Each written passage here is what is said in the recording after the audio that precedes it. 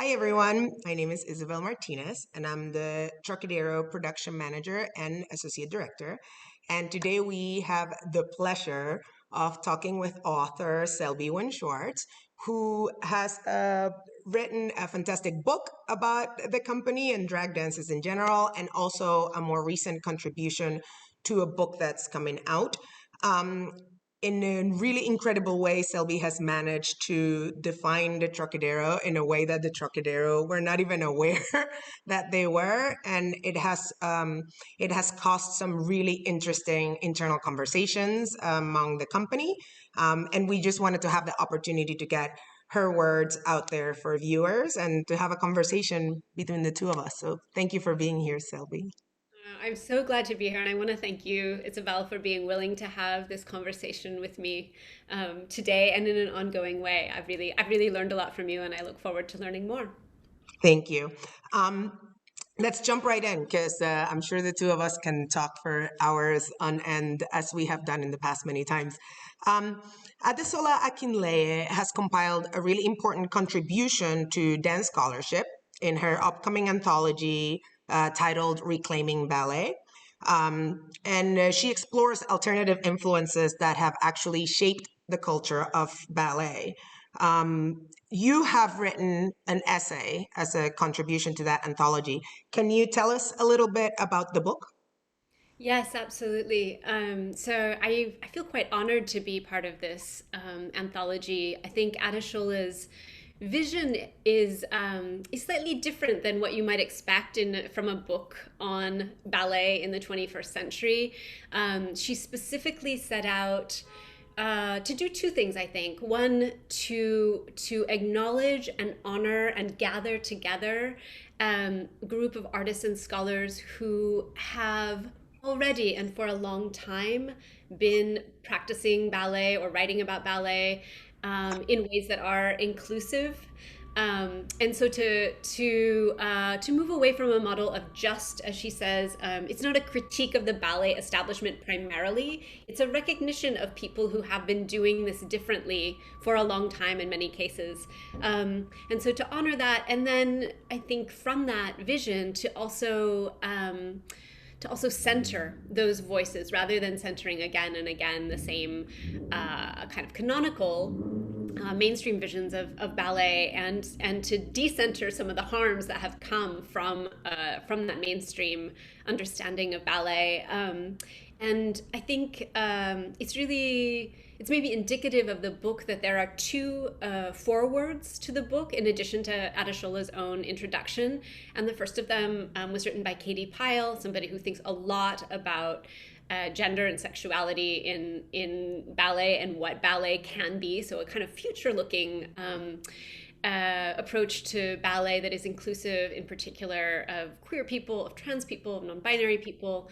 And the other foreword is written by Virginia Johnson, somebody who has a long history, again, of thinking about ballet, specifically in terms of race and of not only the history of dance theater Harlem, which is an important history and deserves to be centered, but again, also bringing a knowledge and an experiential wisdom to this subject that helps us to look forward differently.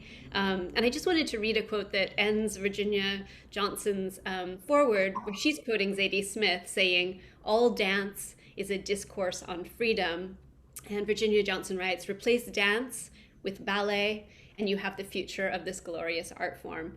So I just think that exemplifies what Adeshola calls the "it is happening already" approach to thinking about ballet as a diaspora. That's one of the words that Adeshola uses, and as a collection of diverse, gloriously diverse practices that are and have been inclusive. And do you, from what you understand it to be, is the presumption in Adeshola's book is that these collectives that have existed for a long, some of us for a long time, are just not as well known, or they deserve to be brought to the foreground. So those who do not know or do not think that these groups exist get a little bit more hope on the fact that they are out there, that we do exist. I think a great way to put it. I mean, not only to have some of these lesser known, lesser recognized, less honored histories and experiences recognized, but also a bringing together so that there's not such a sense of having to be the first, having to be alone, struggling, on your own with little funding, with little recognition. So a sense that, in fact, there are many people from a very wide spectrum of identities and intersectional identities who have been doing quite beautiful work to make ballet a better place, and in fact, a kind of practicing ballet as if it already were the kind of place they would want to do ballet in. And I think, as you said, I think Adesola's vision was to recognize that there are critiques that could be made and should be made of ballet as a mainstream and canonical form, but to not stop there. Instead, to go on and say, and who has wisdom to bring on this topic? Who should we spotlight, as you said, in these different chapters? And so I have one chapter, and I'm honored to be able to contribute that. But the chapters come from a range of artists and scholars, so people with lived experience, people who do theoretical work, and it's quite a broad spectrum. Your essay within the anthology is titled The Ever After of Ballet and focuses on Ballet Trocadero as an example of one of these alternative influences that you've been talking about. Tell us a little bit about the essay. Yes, well, the essay came about, in fact, because Adesola wrote to Tori Dobrin, the artistic director of the Trocadero, and said, will you write an essay for this anthology? And Tori was like, I am very busy running the Trocadero. I'm not going to write the essay, but maybe Selby will write it. And I took that as really, that invitation was an honor for me. But also, I had, as you said, just written a book that came out of my love for the Trocadero, and I felt like I had said, I wrote a book. I said pretty much everything I could think of to say. And so Tori and I decided that if I could do new interviews, I would learn something. And that turned out to be very much true. I was able to do another interview with Tori, one with you, and one with Bobby Carter. And from those interviews, I learned a lot, and I also realized that something I had been thinking about in a sort of background way might be helpful in this chapter. And this was a more sociological framework for thinking about the Trocadero and the impact that the company has and has had on ballet as a field. And in fact, the word field comes from this sort of framework, which was proposed by the French sociologist Pierre Bourdieu, who published a book that in English is called Outline of a Theory of Practice. It was published in French in 1972 and translated into English into 1977. So right around the years, again, the beginning of the Trocadero.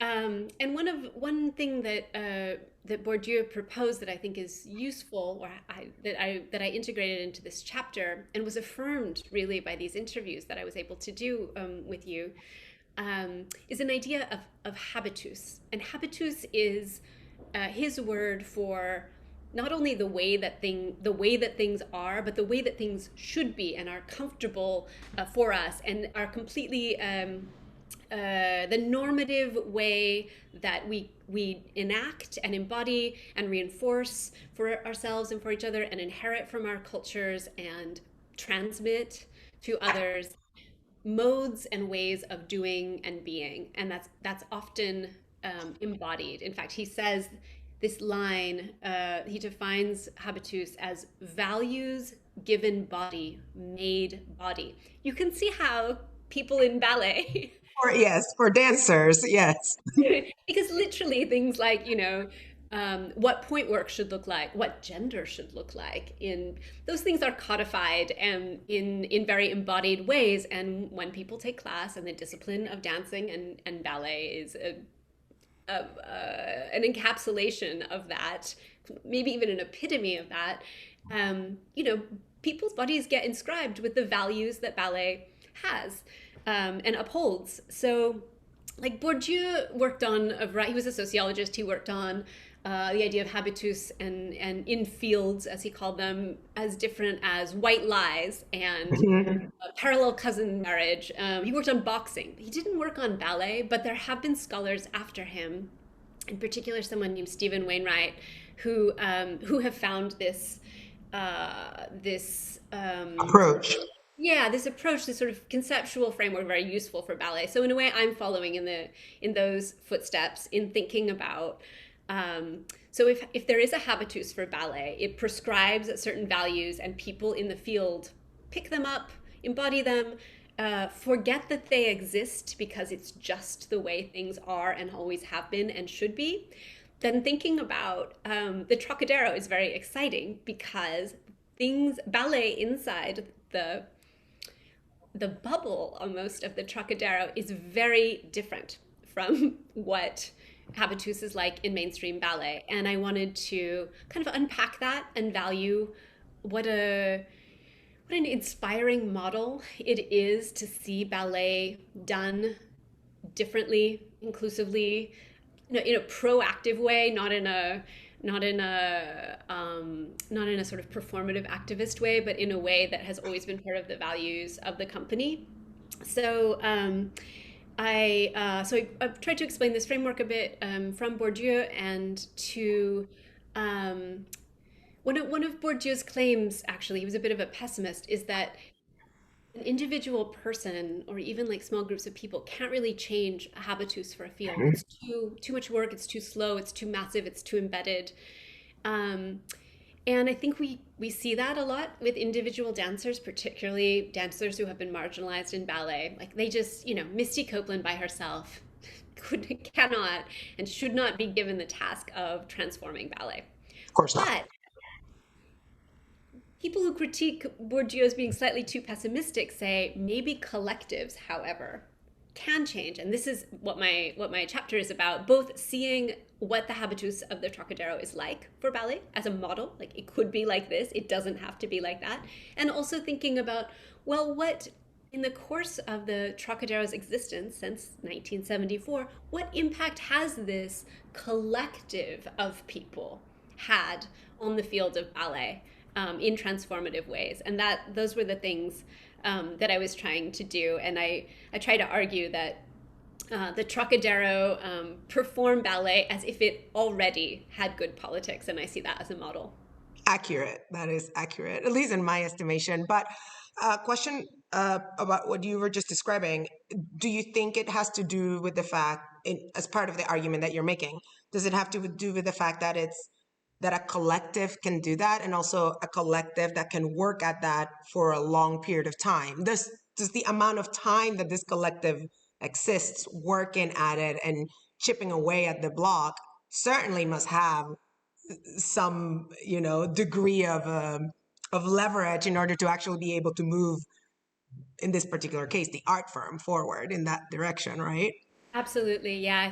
I mean, we in some cases we wish radical change were immediate and possible, but I think, as you say, realistically, it does take a collective, because it's so lonely to just do that work by yourself, to chip, as you say, away at the block, the monolith that has been ballet, and it does take time, and that's a case in which it seemed important to me to sort of trace the history, or actually histories, of the Hmm. Trocadero, and to try, if possible, to illuminate how this has happened over time and how the Trocadero ethos has begun to impact mainstream ballet in a variety of ways. Can't imagine what the rest of Adesola's book would be. Just from reading your essay and seeing the table of contents, it's an exciting book for to be out there for not just lovers of dance, but scholars and gender studies and queer studies. So yeah, it's very, very happy that this book exists. I want to talk about your book as well, called The Bodies of Others, Drag Dances and Their Afterlives. If you allow me, I'm going to read a quote from your book, and I hope I can do your words justice. Um, When I began this project, roughly 10 years ago, I started with the conviction that drag was parody, which is where many people start with drag, undoubtedly to the ongoing dismay of Judith Butler.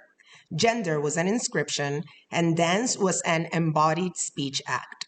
In the end, this became a book about generosity, ghostliness, kinship, mourning, histories, queer politics, and how we might get to realness. I had thought that I was writing about the brave agency of drag dancers who throw off the restrictions of gender norms on the body. But I hadn't known that I was writing about how drag dances invite other bodies in, how our corporealities are interdependent, how the temporality of dances is not exactly ephemeral, but rather striated like muscles are, with bundled strands of the past. Wow. How was the journey of putting this book together, which I understand was inspired by the company? Yes, I have a hard time telling this as a short story, but I'm going to try. Take your time. It does. It does. It comes out of it comes from falling in love with the Trocadero. So I was doing I did my graduate degree at the University of California, Berkeley, in comparative literature with a joint degree in medieval studies. So Mhm. um, I was working in Italian and French as fields. I worked on poetry. I did do work on gender and performance, but it wasn't contemporary and it wasn't about ballet. It wasn't even really about dance. But I have been interested in gender studies and queer studies for a long time. So I was teaching a class in comparative literature for undergraduates in the last semester of my graduate work, and the class was supposed to be about women and literature. Whatever subcategory you wanted to work on, people taught it very differently. So I taught it as a class about femininity and dance because I was interested. I wanted to know, and it was a semester in which, fortuitously, the Ballet Trocadero were coming to Cal performances at Zellerbach, and I thought, who better to teach my students about femininity and dance than people who are experts in this, and who have this as a daily practice and are professionals. So I got a little arts grant, and I took my students to see. Hold on. Had you seen the company before yourself? No, never. Yeah. No, I Okay. knew it was a drag ballet company, and I probably looked at some pictures. Uh, yeah, so I took it. It was 2005, so yeah, I took my students to see the dress rehearsal. Tori came and spoke with my class, um, and yeah, it was, like there's this expression in French where you say it was a coup de foudre. It was like a lightning strike, like that kind of love. Like I just fell in love, like you fall in love, and then it makes you kind of, you just do things. And so I said to Tori, who I did not know well at all at that time, I am in love with this company. I want to work with you. What can I do that? What can I do? And Tori, to his infinite credit, was so kind to me in that moment. And he didn't. He just said, "That's what would you do?" And I thought, oh, right, I have no idea. I don't really have any marketable skills in ballet. I'm sorry. I didn't think about that. So I said, I'm sorry. Let me go away and learn something useful, and then I'll come back and propose again when I actually have something to offer. Um, so I went away in a sense. I looked around for a company that I could sort of apprentice myself to and learn about ballet from. And I was very lucky to find Alonzo King Lines Ballet, which is an inspiring example of what ballet can be, in a contemporary ballet and in a single choreographer company. And I spent actually several years working for Lines Ballet in different capacities as a European tour manager, as a company manager, did a lot of writing and research. Um, and in that process, I also learned a great deal about dance, about dancers, about the logistics of company life, about artistic visions. And I finally had learned enough to realize that the people who work for Ballet Trocadero are doing a stellar job and don't need me, but maybe I could write something about the company. And that's when this book began. And in writing the sort of what became the Trocadero chapter of that book, um, I began to be able to connect it to other people who are working in dance and drag, different forms of dance, from butoh to modern to more sort of mixed media performances, and I began to gather them into relations, and that's when the paragraph that you read started to dawn on me. I learned from those artists, including Trocadero dancers, how much this was a practice of generosity, to be willing to make a space in your body for another being, another history, another character, another dancer who was not with us anymore, and to dance with that person at your heart or in you. And that this was so much a practice about honoring and mourning and making space for other beings besides you in the fullness of yourself and your own artistry. And that's what I hadn't, as you were reading that, I hadn't expected to learn that. I thought I was going to write, about the dance revolution in drag, but I ended up learning much more than I had set out to learn from artists, and in the beginning, artists in the Trocadero. So I feel But I think what you came into realizing and ultimately write about throughout, those 5 chapters is exactly part of that drag evolution as well, at least on a conceptual level. And for us, for members of this company, especially some of us that have been here for a really long time in the Trocadero, what it has allowed us to do is to see ourselves through the eyes of somebody, you, who gets us in a way that we were probably not necessarily even able to understand ourselves.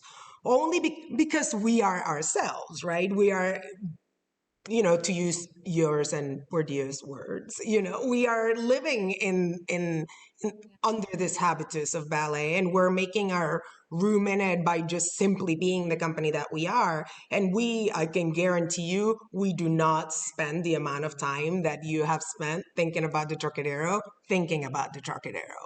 We're just making shows happen for people to laugh. So to be able to read your words, um, even among us, have prompted us to think about all of these other topics that we live with and they're necessary for us, but we don't necessarily think about it consciously, at least, or openly discuss them because we inhabit them and they're part of our collective thinking as a company. Um, so if you're wondering what could you do for us, that was the gift that you gave us, and it's on paper, so it will last for hopefully eternity. So thank Well, you. I think you just gave a great definition of habitus, that kind of immersion. That is Yeah. what it is like to be immersed. And I think you and I were talking at one point about the performance theorist Jose Munoz and the idea of a doing that is a becoming, as part of sort of yeah, queer theories of performance. And I feel like you also just alluded to that in the Trocadero is busy doing, in a way, too busy doing the becoming that is utopic to think about, like, think Yes. about this stuff. So I have a little more time to write. That's the big difference. But I want to say, so this has been a lot about me and my writing. I want to turn it around, Isabel.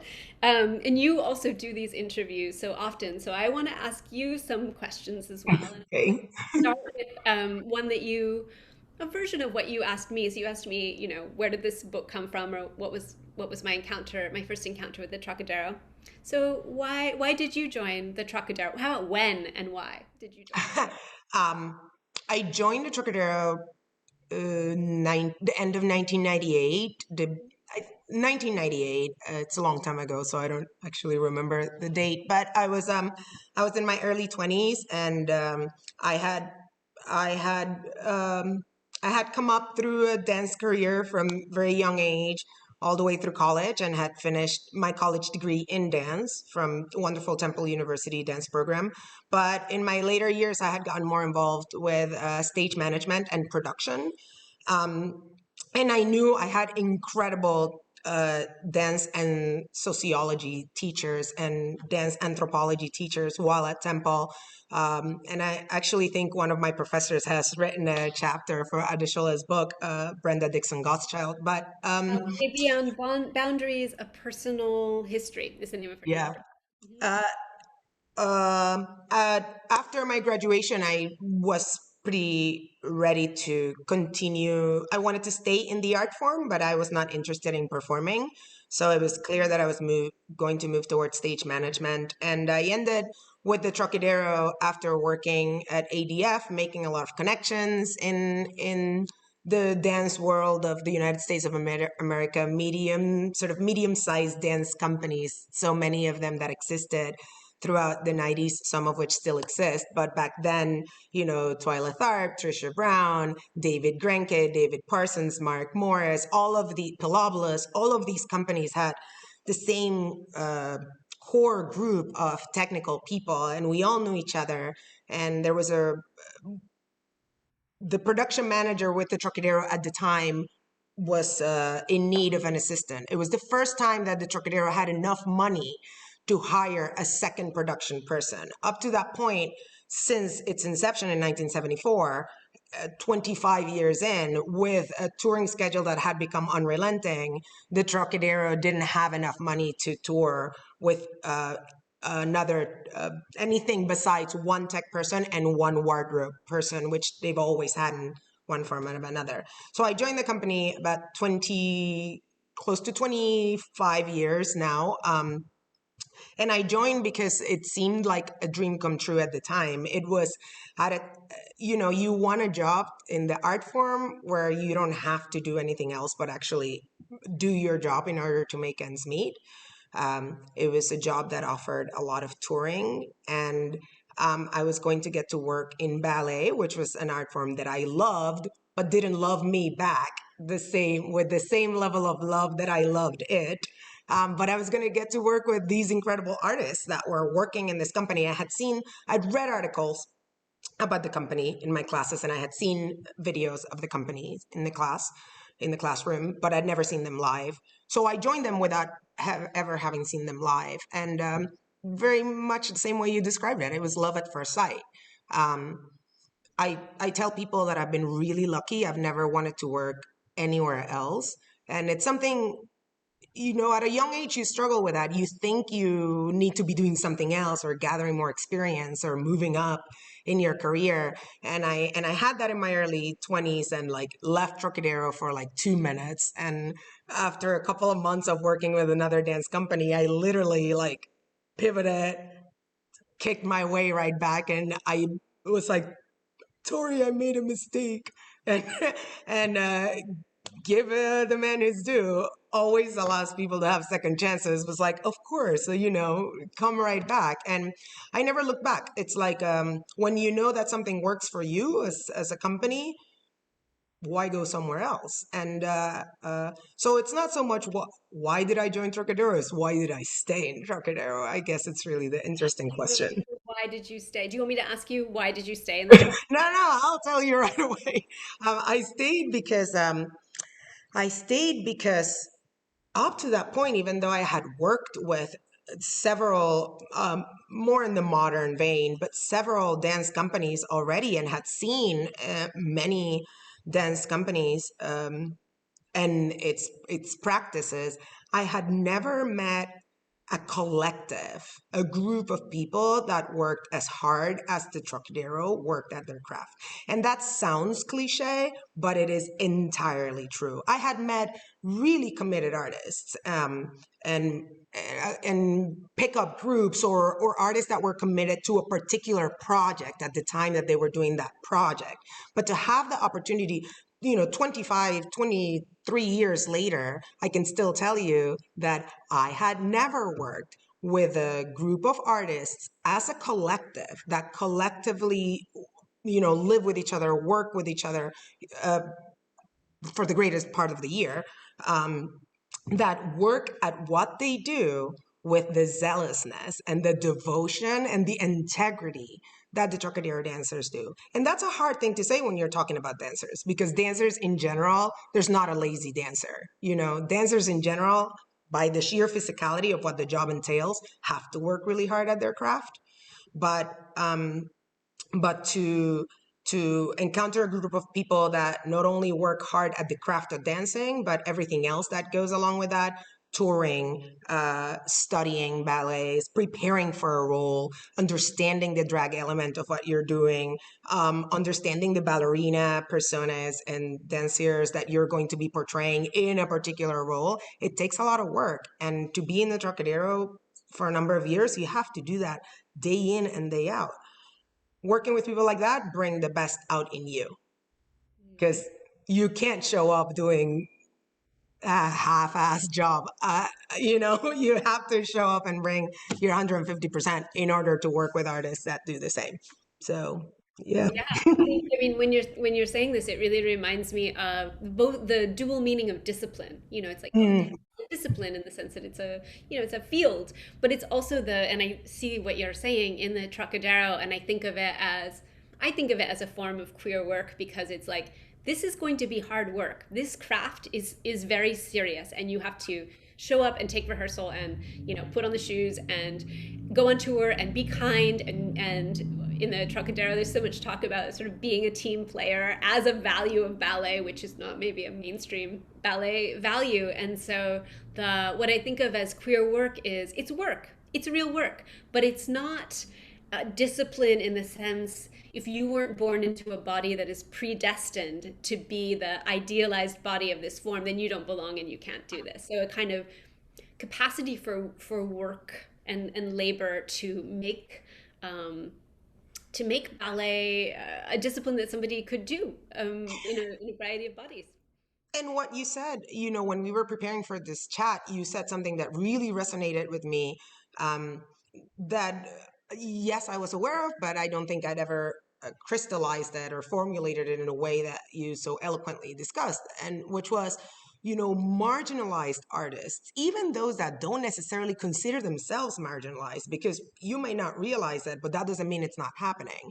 But especially the ones that are aware of that marginalization, marginalized artists have different worries than non-marginalized artists. And when you're a marginalized dancer, to borrow your words, your worries have to be a lot on the existential level, and when you're not marginalized, you maybe just have to work, maybe not just, but you have to first and foremost just work on your craft. So it's important. It's important for me when I see that the artists of the Trocadero, the collective group of dancers that I've had the opportunity to work over a number of years, are in a space where they feel like they have to just work on their craft. So I think you called it a ballerina squad. Yeah, it's like you have a ballerina squad that can do the work for you and with you, then it's a little bit easier to do the job. Yeah, So yeah, I do think of it as a ballerina squad. Well, this leads me to ask you. So that's why you joined. So, and you've been here a long time and have many perspectives, years of perspectives on this question. So, how do you see the mission or the purpose of the Trocadero now? I mean, as a company, I think our mission is obviously dual. We have a mission to the audience, and we have a mission to our employees, our dancers, the core group of people. I think our mission to the audience, uh, it's very simple. We want to make you laugh. Again, uh, much can be made about what the company is and who we are and what we've done, which we always go, we've done what we've done in the socio-political spectrum.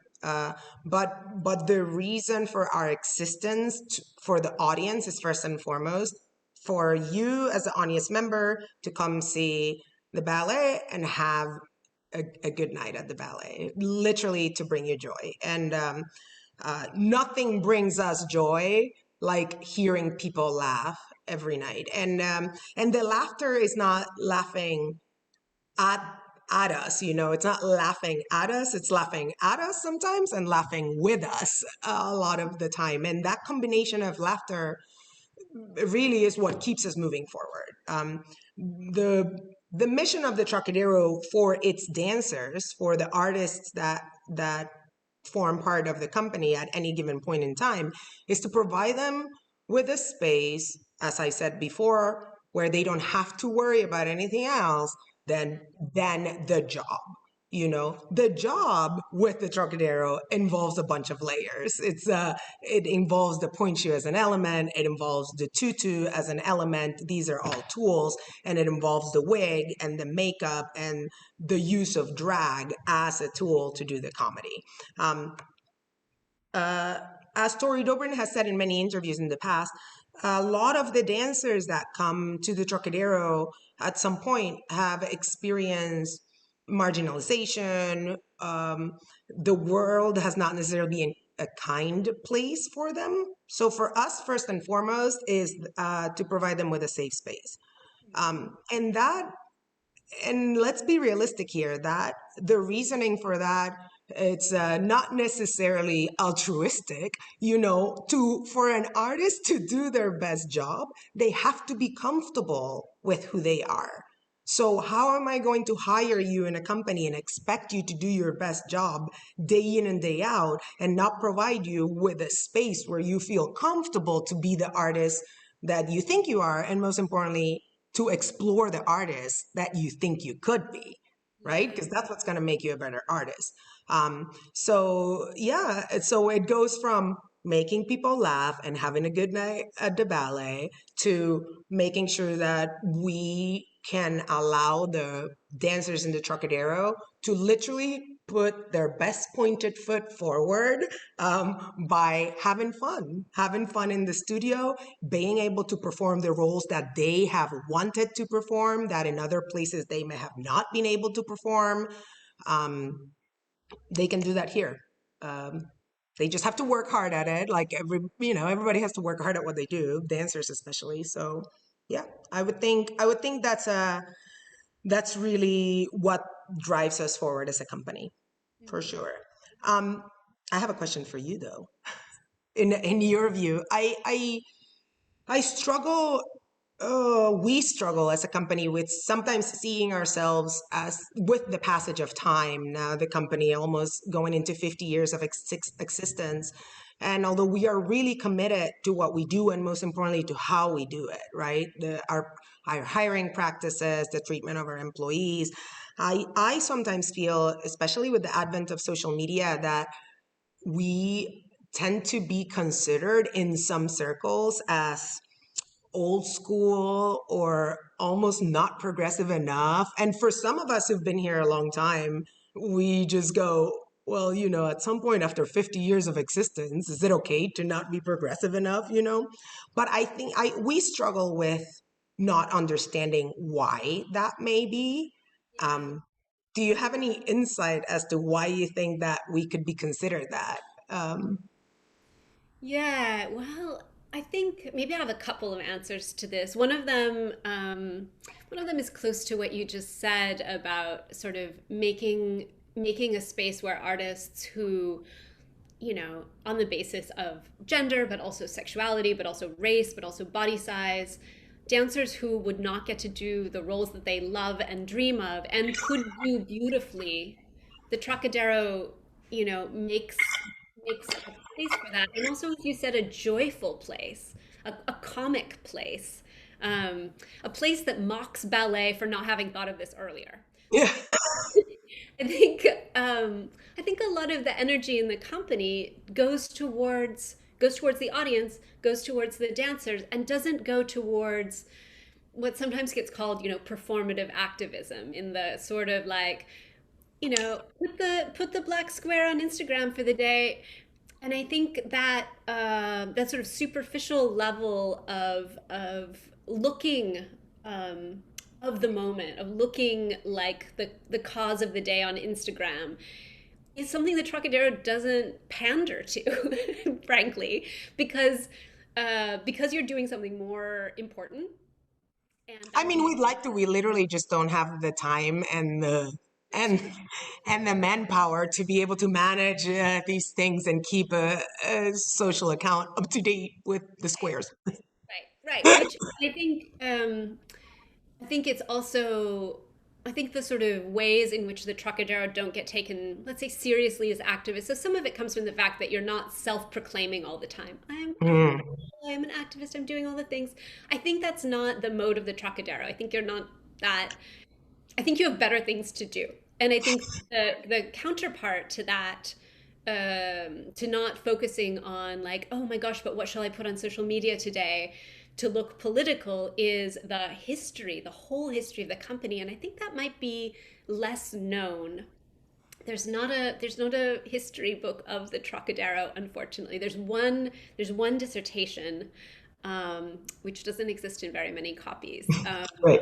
And then there's living memories, and I feel fortunate to have benefited from talking with Tori, from your interview with Peter Anastos. To me, that was fascinating.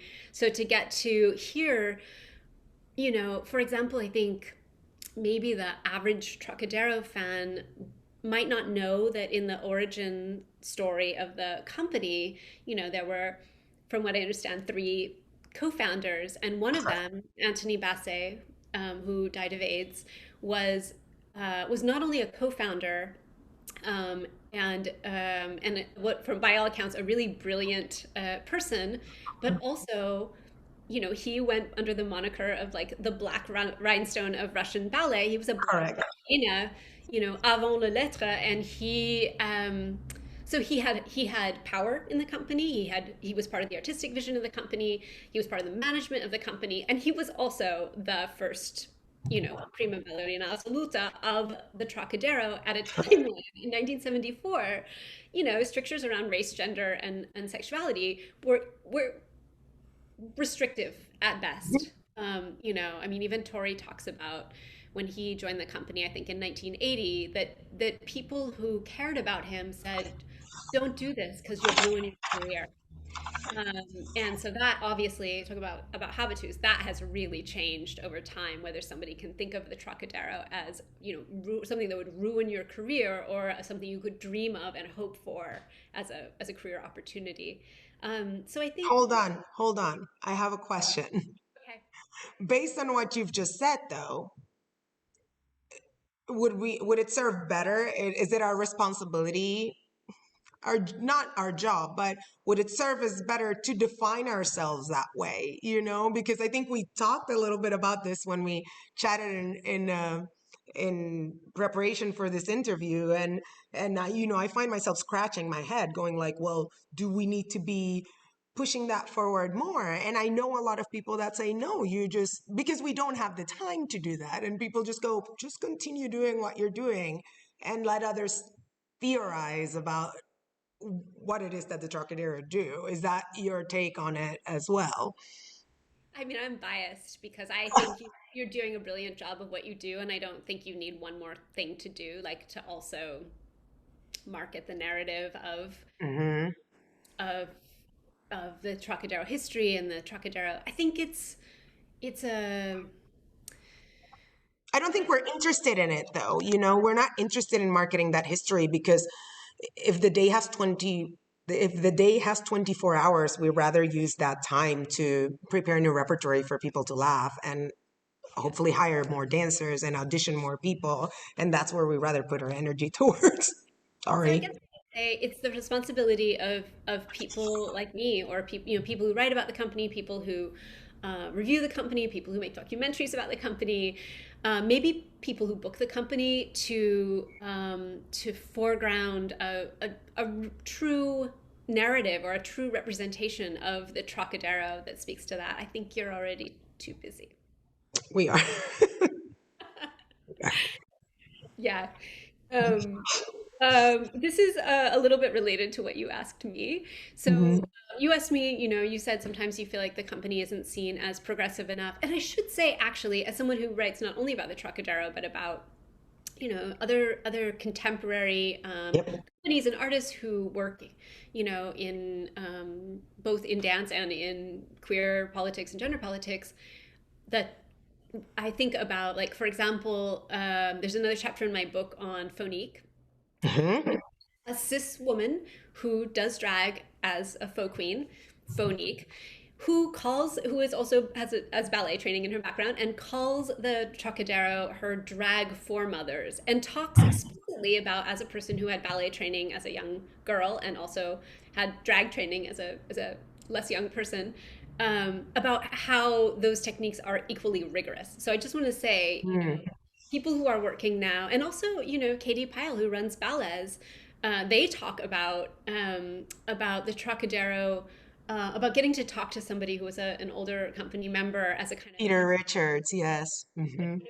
mentor, a transmission of knowledge, when Katie was just beginning ballets and they weren't sure, and they wanted support and wisdom. And so I just want to emphasize, I think, from what I see, there are lineages also from the Trocadero that people who are just working, who are just starting to work, whatever, in the last 10 years, 15 years, are are valuing and are bringing into their practices as well. So I just think there's a resonance that not only the Trocadero has directly, like in the way that, now there are classes for men in point technique, and that's not shamed, stigmatized anymore. So that's a direct Trocadero victory. But there are also people who are carrying things from the Trocadero, sort of from the lineage and the spirit of the Trocadero, who are making work now and carrying that on as well. So I just want to emphasize, it's not just like what you think in your head or what somebody says. But the question I wanted to ask you was, so you told me that sometimes the Trocadero gets seen as a joke, and this is maybe related to some tropes about drag, as misogynist as sort of like bloke in a frock drag practices. What do you say when people, maybe they don't say it to your face, but when you hear pulling around, oh, the Trocadero, they're a joke. What would you like to say back to that? I think I think if you're, what do I think? I think we do comedy. We're not a joke, you know? Um, and I actually think any comedian of a certain vein in the true, real tradition of comedy, definitely physical comedy, has probably experienced that at some point. But when I hear a comment like that, I think initially we get angry, or some of us get angry, and we just think exactly what I just said. We do comedy, we're not a joke. Um, I as I mentioned before, in the opportunity that I've had to work with the artists they're in the studio next door. That's why I point this way. Work with the artists that I've had the opportunity to work with this company, is that they certainly do not think their craft is a joke. You know, um, I think I if the approach is that people think that for us the point shoe is a joke, or we're making fun of a man on point, to use the hashtag, um, I think that view is reductive. I think that's the reductive view of what the Trocadero are as a company, um, because because it's not taken into consideration that the incorporation of drag as an element to push forward the comedy in the performance is it's taken into consideration that the element of drag allows these artists to access performance qualities that they don't necessarily are able to access if they don't have these elements, or not as easily or readily accessible. Very much the same way that the English tradition of acting requires a prop or a costume in order to access a character, versus method acting, who doesn't need that. Or how a Buto performer, creates the piece where when the layers of clothing and the makeup goes on. So if you think that the company is a joke because the company does comedy, my initial interpretation would be that the person that would think that has actually never seen the Trocadero live. Because I think that's the other element that's important to know. It's not the same when you experience a 15-second visual bite on an Instagram account or a Facebook account or even on YouTube. Even if you see the full piece, it's not the same when you see a short bite or read an article of somebody else's interpretation of what the Trocadero is, that when you actually sit in the audience and experience a Trocadero performance. And I think you're a perfect example of that, right? Like with your academic formation and the way you think as a human, when you were seated in that auditorium, the plates probably started spinning in your head, right? So I think you may go into the theater with let's laugh or the whatever preconceived idea of what you are going to see. But in my experience, seeing audiences coming to see the show over a couple of decades, what I see is that by the time the audience leaves the theater, they are hopefully transformed and changed in their understanding of not just what the company does, but the potential of what they've seen, the possibilities of what they've seen. Um, that is carefully, that's not just the sheer artistry of these guys, it's the carefully constructed way in which the show is put together, even in terms of the comedy. You know, we will give you slapstick comedy on that first act, and we shed that a little bit. The comedy becomes more subtle, the dancing becomes more technical as the night progresses. And by act three, we don't have to give you one over the other. We literally bombard you with both, and you're just having a good time. It doesn't matter who you're seeing, what you're seeing. It's the visceral experience of watching something that's like Tori Dobrin says, amazingly beautiful and amazingly funny. Right? So then when you're experiencing joy in both of those levels, you don't need an explanation or a definition of what it is that you're saying. So Yeah. comedy, yes, joke, not. If you tell any of those guys that what they do is a joke, they will bite your head off. You know, Right. they are committed. So it's an insult to tell any dancer that they're a joke at what they're doing, even the ones that are playing jokes. That's reductive and it's insulting. It's what it is. And it reminds me of something you said to me when we did the interview that went into this chapter in Adesola's book. Uh, You said to me that you were tired, you were tired of hearing this thing where you and the company walk into a theater. It's like a joke. It's a not joke. You walk into the theater and somebody goes, "Oh my gosh, it's so funny how all the ballerinas are men and all the technicians are women." And you have heard this before and you find it to be less than amusing.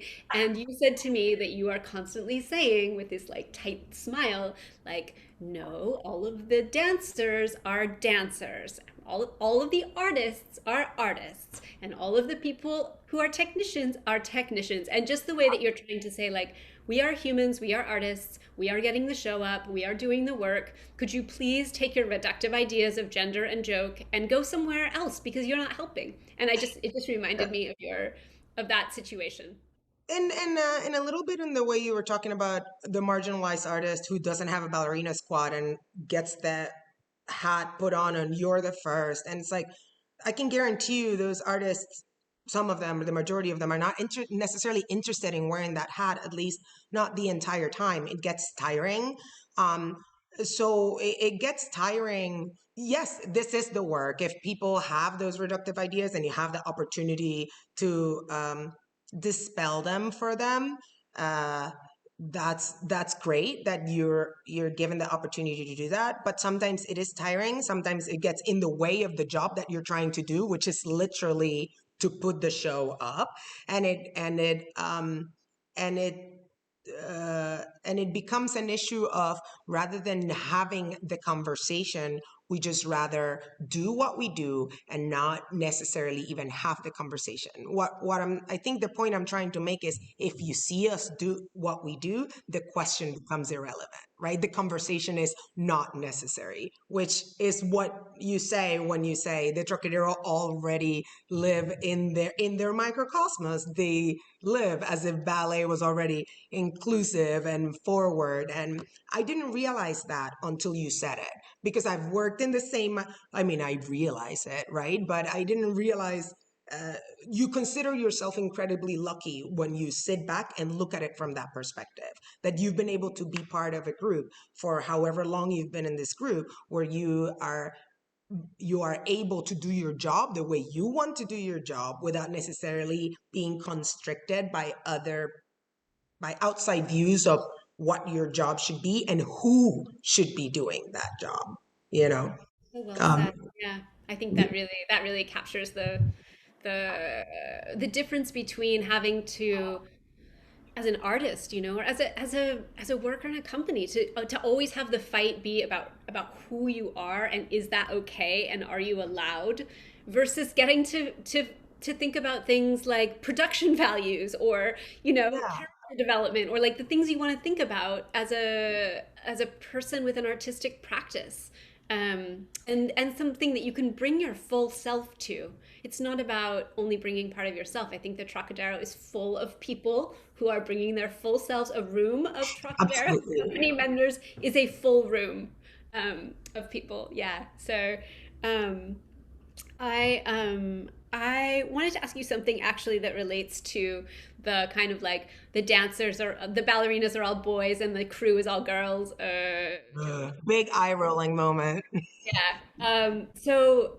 You told me at one point there have always been women in the Trocadero, and I have heard this in different ways from Tori as well. And I wondered, this is a lesser known part, I think, of Trocadero history, but also present and hopefully future. Can you talk about that?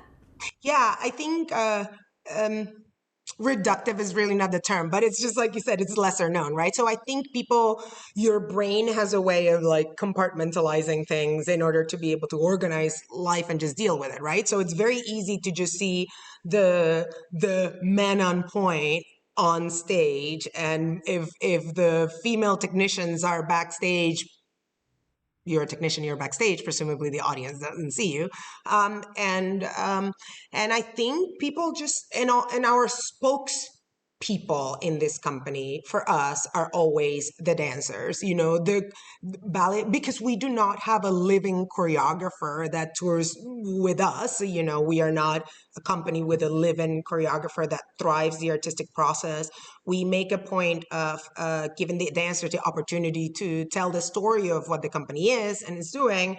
And by definition, you wouldn't see a lot of biological females on speaking on behalf of the Trocadero or talking about their involvement with the Trocadero. But you are historically correct. There have always been women throughout the and I went back and checked our history. You know, throughout the history of the Ballet Trocadero, there have always been women as part of our hiring practices. In our very first performance ever, there was a woman on stage, a biological female on stage, and we because we do have a blind spot to think about anything that is goes beyond the energies of the dancers and the people that are in this company.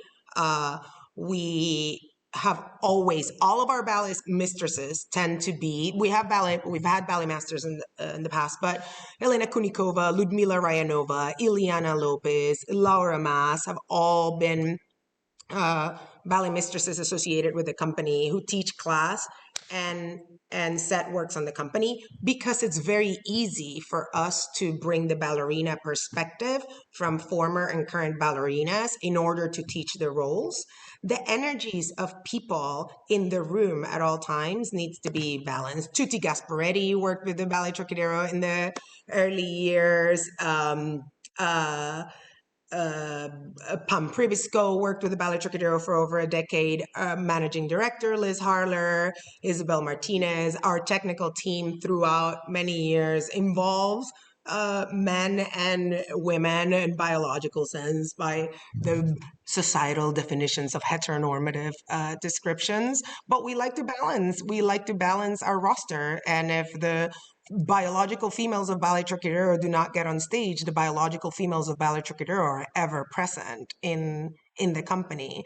In reading you, however, most recently, and reading a lot about queer studies uh, and kinship, you can take it a step further, right? If you really want to go in that direction and approach, understand, and honor the fact that a dancer that performs with Ballet Trocadero is performing both. It's the Trocadero arithmetic, how you call it, right? There will be 10 dancers on stage, but you probably have 20 bios, because a Ballet Trocadero performer is performer ballerina roles and male roles, dancier roles, with bios and personas that are, bestowed upon them and that they take really seriously to heart. And the bio that they get given by Tori Dobrin, our director, is often recycled from many years. We have hundreds of bios of Trocadero stories, and it doesn't necessarily dictate what their character is going to be. You may be Helen High Waters with a particular bio, or Ida Never Say Never as listed on the program, but our current Helen High Waters has free range in developing the Helen High Waters that this person wants to develop. And, we've names that have repeated over the years, the performers that have had those ballerina names, even though the name is the same on the bio, it's a very distinct, different ballerina from one to the other, because they do get free reign in developing that persona. It's important for us that they think about the character that they're performing. And they are all creating this beautiful ballerina characters, some of them sassier, some of them funnier, some of them older ballerinas that would perform a Marie Taglioni and pas de quatre, and some of them bravura style that would dance a kitri, So how could you not say that there are women in the Trocadero, It's part of the energy of who we are. So, yeah. And I notice you use, and Tori does this as well, in talking sort of about energies and in a way talking about masculinities and femininities rather than tying it down to who is cis and who is not. And I also, when you talk, and this was true about Ida, it's true about Tori, that emphasis on being part of the collective. You actually, from what I understand, you can't be what would disqualify you from being a Trocadero dancer is if you were not willing to participate in the collective. And absolutely. I mean, you can be any race, you can be, a variety of sizes, you can be anywhere on the spectrums of gender and sexuality. If you are not a team player, you can't be in the Trocadero. If you're not a team player, you cannot function in society. Eventually, it will catch up with you. A mantra that we learn very early in this company, and you actually it manifests itself constantly. So you kind of make it the banner of your life is you don't have to fit in, but you have to be able to function. Because if you don't function, life will come at you, and all of these things that you will feel confined by will get in the way of being the artist that you want to be again. So if you're a team player in this company, and if you've ever sat down in a post-show Q&A where you've had the pleasure to hearing Tori Dobrin or Raffaele Mora, our current ballet master, or Ida Never Say Never, Paul Giselin, our most recent ballet master before Rafa, you will hear them say that. People often ask, what do you need to be a Trocadero? And the first thing anyone in this company will tell you is to be a team player. If you don't have that energy in the collective, you don't have a collective. Right. Yeah, and I think it's really striking. People ask that question, I imagine, Isabel, because they think you're going to say like, oh, you have to have really good technique, you have to be virtuosic in these ways, you have to be able to do the phase. And I have heard a variety of you from Trocadero say, actually, you don't. I mean, you can if you work hard, you get there. But what you can't learn is this spirit, and the requirement is you have to have this willingness to participate in the collective. And I just think about, for you, this is normal, as you said, it's like the banner of the company. If you think about what mainstream ballet is like, to return for a minute to the critique of the ballet establishment that Adesola is trying to get beyond, You would not say that a primary attribute of an aspiring principal dancer in a mainstream company, first and foremost, is has to be really kind and generous and participate in the collective. I mean, I wish it were like that, but I think that's where the Trocadero habitus is so different that it's very marked in contrast to other ballet institutions. Yeah, I'm a product of my environment. When I hear you say it and you put it that way, I go, yeah, I guess you're right. And and if I think on my history when I was 20 years old, I can remember viscerally why I know you're right. But I have been lucky enough in being so far removed from inhabiting that habitus that I I didn't forget it, but we moved past it. And I think the members of the Ballet Trocadero that have been here longer than just because I mean that transition and understanding that, especially when you come from other companies, that takes time. It's a little bit of relearning how it is to be, I guess, in a company by what you're saying. But the ones that have been here for a certain number of years, that is how we operate. I mean, you witness it with Olga Suposova, Robert Carter all the time. It's like complete blind spot as to what it actually means to be in this company because he has been in this company for 25 years. So he understands that this is family and this is how it gets done. And for lack of a better term, is this Trocadero way. So let's just keep doing it. It works for the people that are here. So why are we going to stop doing it? It And works for us. Bobby is a really beautiful example of somebody who, saw the Trocadero when he was 11 years old in Charleston, South Carolina.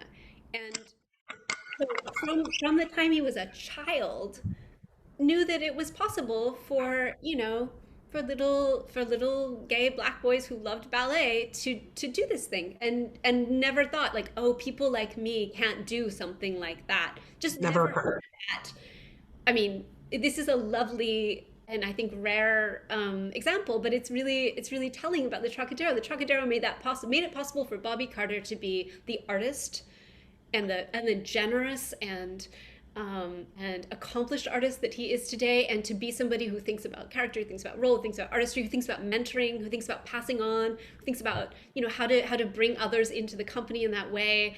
Because 25 years later, like you, he doesn't I think remember or maybe he never experienced most of the harms that can be experienced by But people. you know what they give you in return? They give you their artistry in return. From being in an environment where they feel accepted is not the word, because accepted in my head requires that others are unaccepted, and it's just a reality that we can't actually even fathom because it just doesn't form part of our ethos.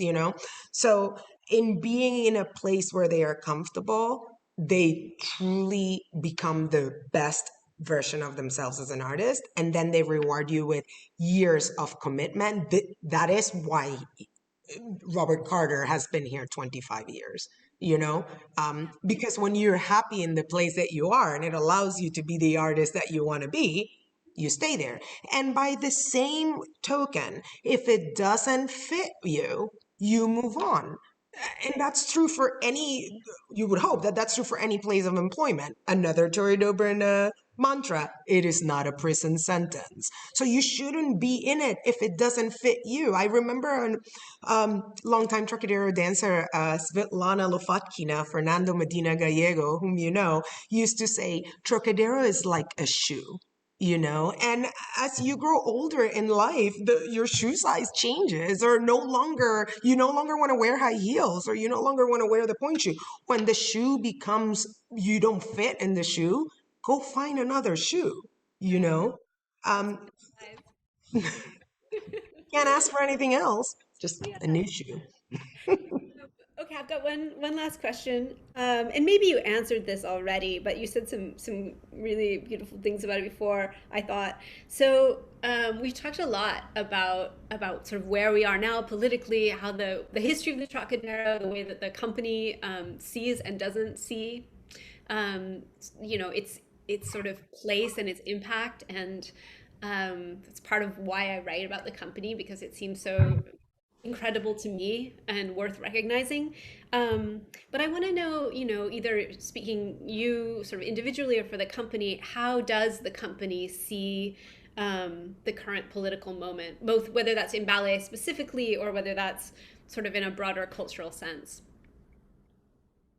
I think in a broader cultural sense, uh, and from the perspective of an American company, a company that's based in the United States, but which has members from, many different countries. We are really lucky in having a roster of dancers because we work very hard on it, having a roster of dancers from many different countries and have always had that as one of our important hiring practices. Anyone can be a Trocadero from wherever they are. And we work really hard at securing work visas for these artists in the United States so that they can come and share their artistry with the world.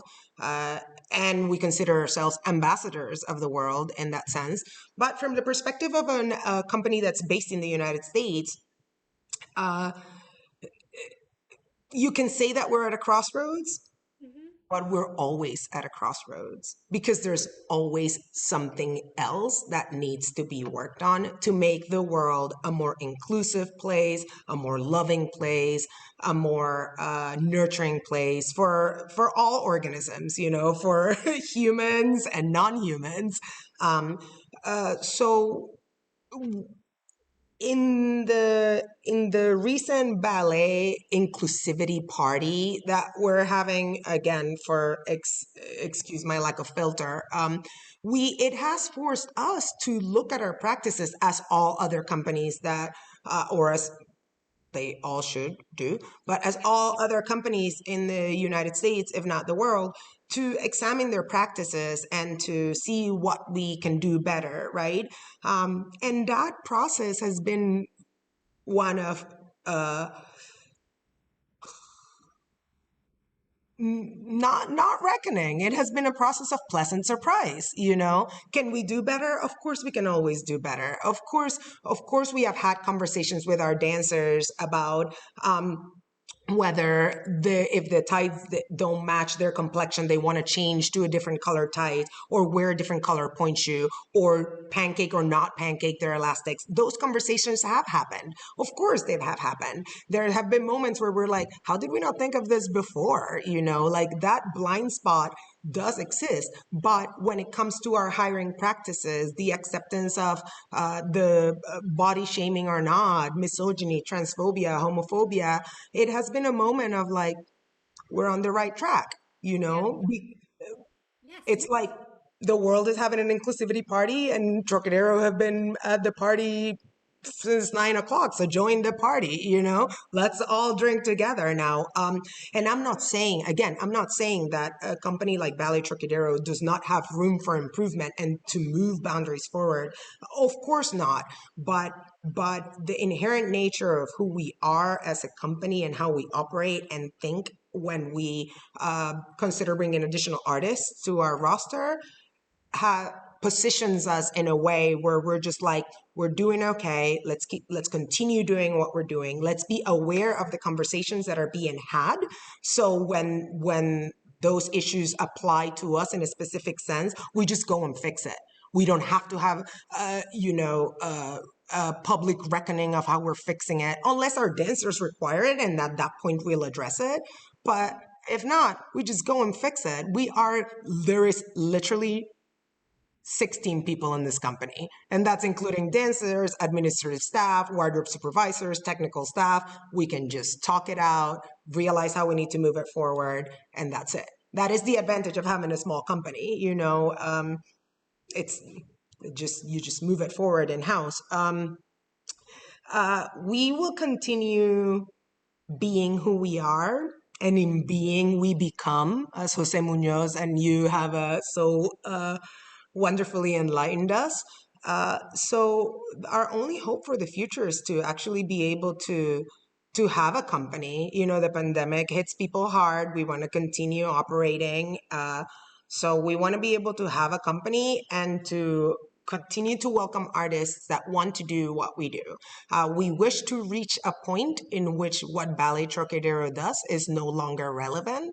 from an activism point of view, as you so beautifully places, but we are not there yet, right? And until we get there, we wish this company to remain a place where performers who want to wear the point shoe, who want to explore drag, who want to explore comedy, and who want to be the lunatics that they like to be, can come and feel themselves, because that's how we get the funny company that we have that makes you laugh every night when you come to the theater. So yeah. Well, I think it's a wonderful place for us to end with the line that you said, like, okay, now ballet is having an inclusivity party, but the Trocadero have been here Yeah, we're since all about the party. So 1974 having this party, and I think that would be a great place for us to. yeah, and there's been a tradition. We are to talk about the histories of those who came before you.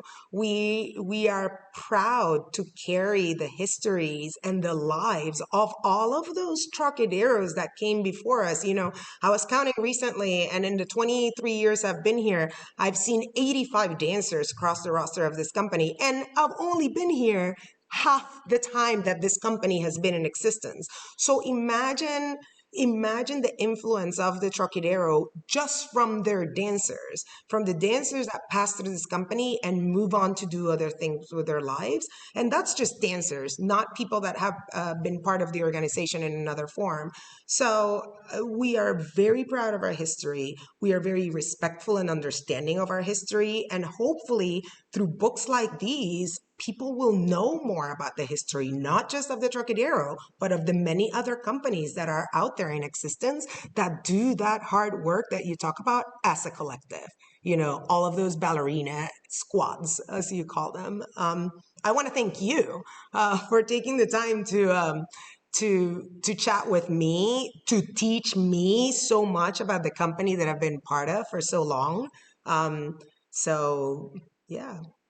Thank you so much, Isabel. This has been a pleasure and an honor, and I hope part of a long series of conversations that we'll have in which you express surprise that you have been doing revolutionary work, and I say yes, that is what I have been trying to say. Yeah.